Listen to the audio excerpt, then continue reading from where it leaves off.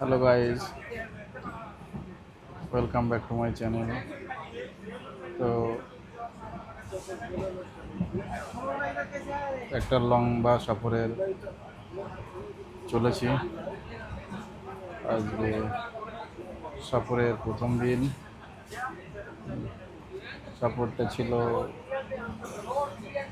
হায়দ্রাবাদ থেকে মণিপুর। তো আজকে সফরের প্রথম দিন। প্রথম দিনের ফার্স্ট দুপুরবেলা। এখানকার ওয়েদার প্রচুর গরম।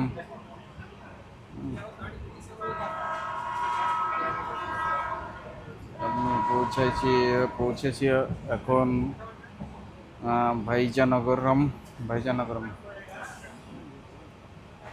বিজয়নগরম। তো আমরা লাঞ্চ করবো এখন। तो मेरा ब्लॉग के साथ बने रहिए और अपडेट देते रहेंगे, ठीक है।